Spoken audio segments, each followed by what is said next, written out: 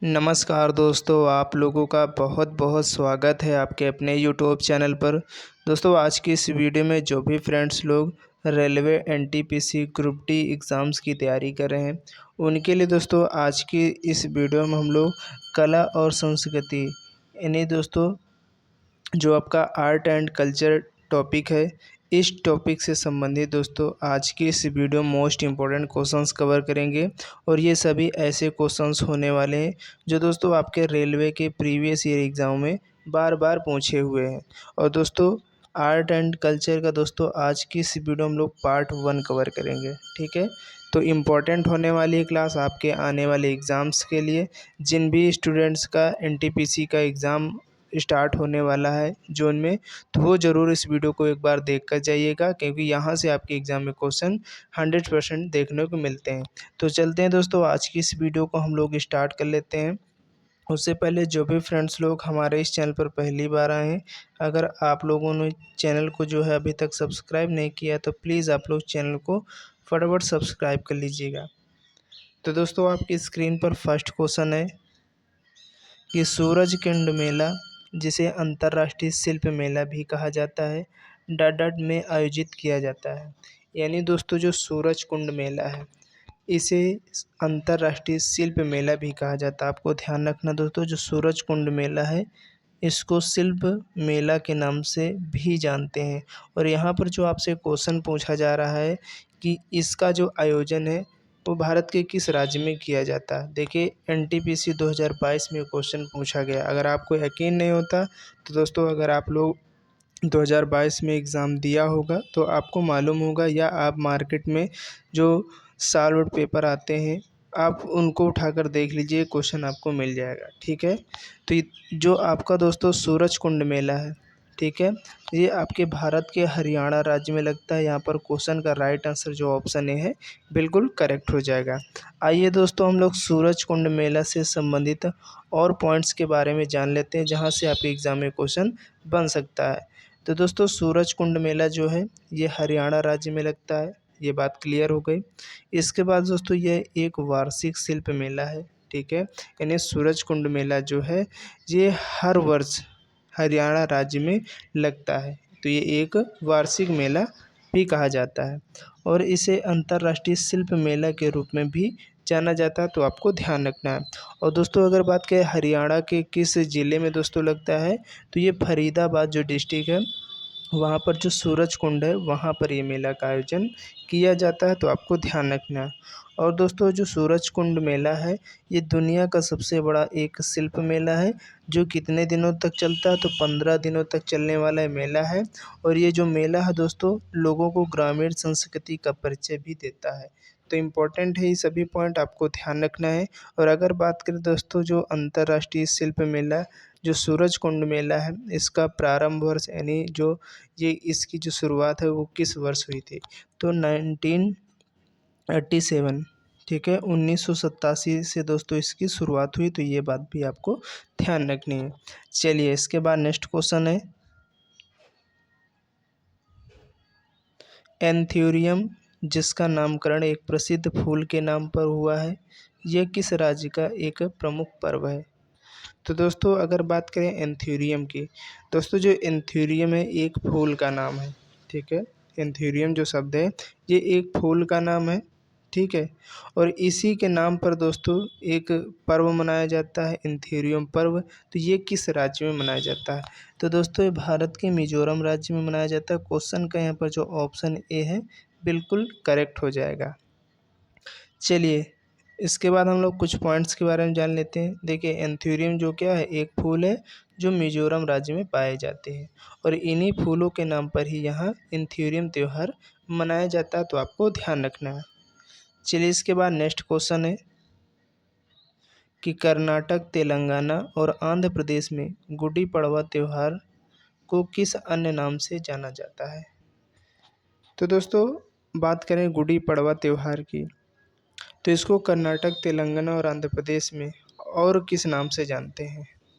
तो दोस्तों इसे कर्नाटक, तेलंगाना और आंध्र प्रदेश में उगादि या युगादि के नाम से जानते हैं। क्वेश्चन इंपॉर्टेंट है, आपको ध्यान रखना है। इस क्वेश्चन का राइट आंसर यहाँ पर जो ऑप्शन डी है बिल्कुल करेक्ट हो जाएगा। नेक्स्ट क्वेश्चन है, सोगासो निम्न में से किस देश का नव वर्ष त्योहार है? आपके एग्जाम में पूछा जा सकता है दोस्तों कि जो सोगासु है ये किस देश का कौन सा पर्व है? तो दोस्तों एक ये नव वर्ष त्यौहार है, ये भी आपको ध्यान रखना है। और किस देश का है दोस्तों? तो जापान देश का है। क्वेश्चन का राइट आंसर यहाँ पर जो ऑप्शन बी है बिल्कुल करेक्ट हो जाएगा, आपको ध्यान रखना है। आइए हम लोग सोगासु के बारे में और भी पॉइंट्स देख लेते हैं क्योंकि ये इम्पोर्टेंट है। तो दोस्तों सोगासु जिसे ओसोगासु भी कहते हैं, ये भी आपको ध्यान रखना है क्योंकि पूछ लेता है सोगासु को अन्य किस नाम से जानते हैं, तो इसे ओसोगत्सु के नाम से भी जानते हैं। ठीक है, और यह दोस्तों जो त्यौहार है 1 जनवरी से लेकर के 3 जनवरी को जापान में मनाया जाने वाला एक नव वर्ष त्यौहार है। ठीक है, और यह नव वर्ष त्यौहार एक नए कैलेंडर वर्ष की शुरुआत को चिन्हित करता है। यानी दोस्तों जो सोगासु है ये जापान देश में 1 से 3 जनवरी के बीच में मनाया जाता है और एक ये नव वर्ष त्यौहार है। और यह जो नव वर्ष त्यौहार है एक नए कैलेंडर वर्ष की शुरुआत को जो है चिन्हित करता है, प्रदर्शित करता है, तो आपको ध्यान रखना है। चलिए इसके बाद नेक्स्ट क्वेश्चन है कि पंजाब और हरियाणा के लोग अच्छी डट डट के लिए भगवान को धन्यवाद करने के लिए बैसाखी या बैसाख का त्यौहार मनाते हैं। यानी दोस्तों जो पंजाब और हरियाणा के जो लोग हैं यानी जो है किसके लिए भगवान को धन्यवाद करने के लिए जो है बैसाखी या बैसाख का त्यौहार मनाते हैं। तो दोस्तों अच्छी या अच्छे फसल के लिए। ठीक है, तो बैसाखी त्यौहार दोस्तों ये फसल से संबंधित त्यौहार है, यानी फसल यानी धान की जो खेती है उसके कटने के बाद जनवरी में मनाया जाता है। ठीक है, तो आइए हम इस पर पॉइंट्स के बारे में जान लेते हैं क्योंकि इम्पोर्टेंट है। बैसाखी से रिलेटेड आपके एग्जाम में क्वेश्चन जरूर पूछा जाता है। तो दोस्तों बैसाखी त्यौहार अप्रैल महीने में बैसाख की प्रथम तिथि को बैसाखी पर्व मनाया जाता है। यानी दोस्तों बैसाखी त्यौहार जो है अप्रैल महीने में बैसाख की प्रथम तिथि को बैसाखी पर्व मनाया जाता है। पूछा गया है क्वेश्चन कि बैसाखी त्यौहार जो है अप्रैल महीने की किस तिथि को मनाया जाता है, तो आपको ध्यान रखना दोस्तों प्रथम तिथि को मनाया जाता है क्योंकि ये क्वेश्चन आपको आगे मिलने वाला है। ठीक है, और किनकी याद में दोस्तों बैसाखी त्यौहार मनाया जाता है, तो इसे गुरु गोबिंद सिंह द्वारा खालसा पंथ की नींव कब रखी गई थी? 1699 1699 में जो है वो गुरु गोबिंद सिंह के द्वारा जो है खालसा पंथ की नींव रखी जाती है। नींव रखने की याद में ही दोस्तों आपका जो बैसाखी त्यौहार है ये मनाया जाता है। कब मनाया जाता है? तो अप्रैल महीने की बैसाख की प्रथम तिथि को मनाया जाता है। और यह दोस्तों जो त्यौहार है एक फसल कटाई से संबंधित त्यौहार है, तो ये सभी पॉइंट्स आपको ध्यान रखने हैं। चलिए इसके बाद नेक्स्ट क्वेश्चन है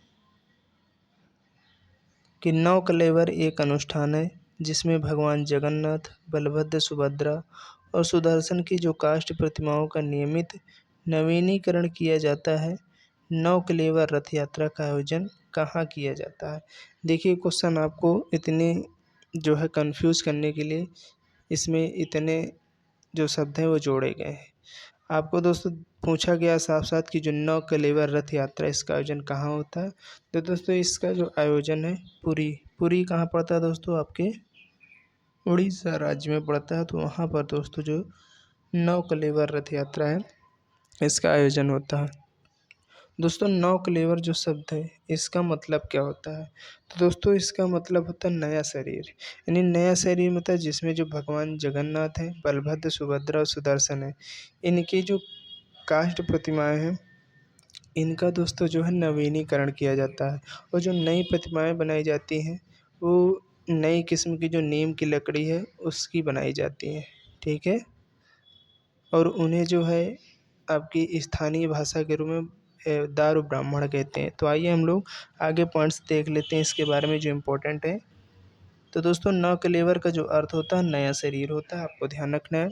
इसके अंतर्गत जगन्नाथ मंदिर में जो स्थापित भगवान जगन्नाथ, बलभद्र, सुभद्रा और सुदर्शन की जो पुरानी मूर्तियों को बदलकर नई मूर्तियों को स्थापित किया जाता है। और ये जो नई मूर्तियाँ विशेष किस्म की नीम की लकड़ी, यानी किसकी होती हैं? तो ये नीम की लकड़ी से बनाई जाती हैं, जिन्हें स्थानीय भाषा में दारू ब्राह्मण कहा जाता है। तो ये भी आपको ध्यान रखना, क्वेश्चन पूछा जा सकता है कि जो विशेष किस्म की नीम की लकड़ी से जो भगवान जगन्नाथ और बलभद्र सुभद्रा सुदर्शन की जो मूर्ति बनाई जाती है, उनको स्थानीय भाषा में किस नाम से जानते हैं? तो आपको ध्यान रखना दारू ब्राह्मण के नाम से जानते हैं। इंपॉर्टेंट है, आपको बिल्कुल याद रखना है। चलिए इसके बाद नेक्स्ट क्वेश्चन है, हुसरी या हुसरी प्रदर्शन निम्न में से किस राज्य से संबंधित है? देखिए हुसरी बोले या हुसरी बोले, दोनों एक ही हैं। आपके एग्जाम में इस तरह पूछा गया क्वेश्चन, इसलिए हम दोनों प्रकार से यहाँ पर लिख दिए हैं।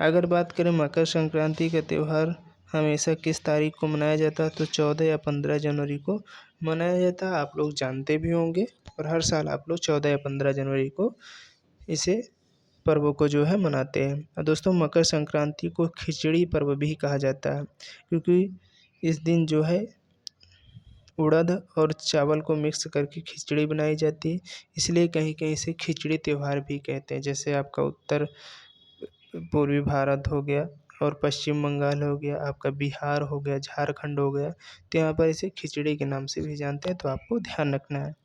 चलिए नेक्स्ट क्वेश्चन है कि वांगला उत्सव मुख्य रूप से किस राज्य में मनाया जाता है? तो दोस्तों अगर अगर बात करें वांगला उत्सव की, तो दोस्तों ये जो है आपका मनाया जाता है मेघालय राज्य में। क्वेश्चन का राइट आंसर यहाँ पर जो ऑप्शन ए है बिल्कुल करेक्ट हो जाएगा। अगर बात करें दोस्तों वांगला उत्सव जो है इसे सौ ड्रम महोत्सव भी कहते हैं, ठीक है, क्योंकि इसमें जो है 100 ड्रम एक साथ बजाई जाती हैं, तो इसीलिए 100 ड्रम महोत्सव के नाम से किसे जाना जाता है? तो बांग्ला उत्सव को जाना जाता है। तो आपको ध्यान रखना है। आइए हम लोग इम्पोर्टेंट पॉइंट्स के बारे में बात करते हैं कि बांग्ला उत्सव को 100 ड्रम महोत्सव के रूप में भी जाना जाता है। अभी हमने आपको बताया भी है कि 100 ड्रम महोत्सव किसे कहते हैं? तो बांग्ला उत्सव को कहते हैं। और यह उत्सव जो है किस जनजाति के द्वारा मनाया जाता है? तो गारो जनजाति के द्वारा मनाया जाता है, ये भी आपको ध्यान रखना है। और यह सूर्य देवता सालजोंग के सम्मान में आयोजित फसल कटाई उत्सव है। ये जो आपका बांग्ला उत्सव है, ये दोस्तों आपके मिजोरम राज्य में मेघालय राज्य में मनाया जाता है और इसे 100 ड्रम महोत्सव भी कहते हैं। और यह किस जनजाति के द्वारा मनाया जाता है? तो गारो जनजाति के द्वारा मनाया जाता है। और यह सूर्य देवता सालजोंग के सम्मान में आयोजित एक फसल कटाई उत्सव, तो ये भी आपको ध्यान रखना है। चलिए इसके बाद नेक्स्ट क्वेश्चन की तरफ बढ़ेंगे कि भारत के किस राज्य के आदिवासी लोग सरहुल त्योहार मनाते हैं, जिसमें स्वास्थ्य और समृद्धि के लिए साल वृक्ष की पूजा की जाती है। देखिए काफ़ी इम्पोर्टेंट क्वेश्चन है और आपको ध्यान रखना, आपके एग्ज़ाम में इस प्रकार भी क्वेश्चन पूछा जा सकता है कि भारत का जो सरहुल त्यौहार है, जिसमें स्वास्थ्य और समृद्धि के लिए किस वृक्ष वृक्ष की जो है पूजा की जाती है। तो आपको ध्यान रखना दोस्तों, आपका जो साल वृक्ष है इसकी पूजा की जाती है। ठीक है, साल वृक्ष की पूजा की जाती है। और यहाँ पर पूछा गया सरहुल त्यौहार कहाँ मनाया जाता है, तो दोस्तों झारखंड राज्य में मनाया जाता है। क्वेश्चन के यहाँ पर जो राइट आंसर ऑप्शन सी है बिल्कुल करेक्ट हो जाएगा। इंपॉर्टेंट है, आपको जरूर ध्यान रखना है।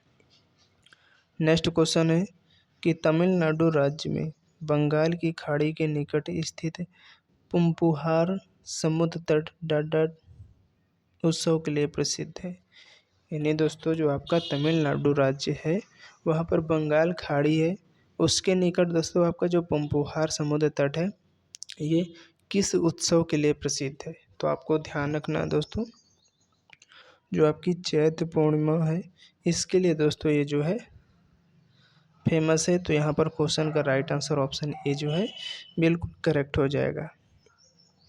नेक्स्ट क्वेश्चन है, और दोस्तों नेक्स्ट क्वेश्चन है आपकी स्क्रीन पर कि पोंगल डाडा समर्पित एक शस्य उत्सव है। यानी दोस्तों पोंगल जो है ये किसको समर्पित एक शस्य उत्सव है। तो दोस्तों यानी आपको यहाँ पर सीधा ये क्वेश्चन में पूछा जा रहा है कि पोंगल त्यौहार जो है किसके सम्मान में मनाया जाता है, किसके सम्मान में दोस्तों ये उत्सव आयोजित होता है। तो दोस्तों पोंगल का मतलब दोस्तों इसे तमिलनाडु में पोंगल के नाम से जानते हैं, जिसे हम लोग यहाँ पूर्वी उत्तर प्रदेश जो है यहाँ इसे मकर संक्रांति के नाम से जानते हैं। तो दोस्तों इसमें सूर्य देवता को समर्पित एक उत्सव है, जिसमें सूर्य भगवान की पूजा की जाती है। यानी सूर्य भगवान जो है वो देवधनु राशि से निकलकर मकर राशि में प्रवेश करते हैं। तो यहाँ पर क्वेश्चन का राइट आंसर ऑप्शन सी जो है बिल्कुल करेक्ट हो जाएगा। नेक्स्ट क्वेश्चन है कि केरल का त्रिशूर पूरम त्यौहार त्रिशूर शहर के वड़क्कूनाथन मंदिर में डाडा आयोजित किया जाता है, किस रूप में। यानी दोस्तों केरल का जो त्रिशूर पूरम त्यौहार है ये त्रिशूर शहर के जो वड़क्कूनाथन मंदिर में है वो किस रूप में आयोजित किया जाता है, त्रैमासिक रूप में या वार्षिक रूप में या साप्ताहिक या मासिक रूप में। तो फ्रेंड्स आपको ध्यान रखना है, केरल का जो त्रिशूर पूरम त्यौहार है जो त्रिशूर शहर के वड़क्कूनाथन मंदिर में आयोजित किया जाता है, तो किस रूप में, तो वार्षिक रूप में। क्वेश्चन का यहाँ पर जो राइट आंसर ऑप्शन बी है बिल्कुल करेक्ट हो जाएगा। चलिए इसके बाद नेक्स्ट क्वेश्चन है, और दोस्तों आज की इस वीडियो का लास्ट क्वेश्चन है कि हिंदू पंचांग के अनुसार गुड़ी पड़वा, दोस्तों गुड़ी पड़वा बहुत इम्पोर्टेंट है, आपको ध्यान रखना है, चैत मास की किस तिथि को मनाया जाता है। तो अगर हम बात करें दोस्तों गुड़ी पड़वा जो त्यौहार है ये किस तिथि को मनाया जाता है, तो दोस्तों ये जो है आपका प्रथम तिथि को मनाया जाता है। चैत मास की जो प्रथम तिथि इस दिन दोस्तों जो है हम लोग गुड़ी पड़वा मनाते हैं। और आंध्र प्रदेश तेलंगाना में दोस्तों इसे उगादी या युगादी के नाम से जानते हैं, जो कि आप पिछले क्वेश्चन में पढ़ चुके हैं। तो इसलिए क्वेश्चन का राइट आंसर यहाँ पर जो ऑप्शन ए है बिल्कुल करेक्ट हो जाएगा। ठीक है, तो उम्मीद करते हैं दोस्तों आज की वीडियो आप लोगों को काफ़ी ज़्यादा पसंद आई होगी, और तो आप लोग ज़रूर वीडियो को ज़्यादा से ज़्यादा लाइक कर दीजिएगा और ज़्यादा से ज़्यादा अपने दोस्तों तक इस वीडियो को शेयर कर दीजिएगा, क्योंकि दोस्तों ये सभी ऐसे क्वेश्चन है जो आपके रेलवे के एनटीपीसी एग्ज़ाम में बार बार पूछे गए हैं। और जिन भी स्टूडेंट का एग्ज़ाम जून में स्टार्ट है एनटीपीसी का, वो लोग ज़रूर इस वीडियो को देख कर जाइएगा। यहाँ से आपके एग्ज़ाम में 2-3 क्वेश्चन ज़रूर आते हैं, तो इसलिए आपके एग्ज़ाम्स के लिए काफ़ी इम्पोर्टेंस जो स्टूडेंट्स लोग ग्रुप डी की तैयारी कर रहे हैं वो लगातार इस वीडियो को, हमारी इन वीडियो को टाइम टू टाइम देखते रहें और आपको 100% अपने एग्ज़ाम में जो है ये वीडियो काफ़ी ज़्यादा हेल्प होगी। तो चलते हैं दोस्तों नेक्स्ट वीडियो के लिए, तब तक के लिए जय हिंद, जय भारत।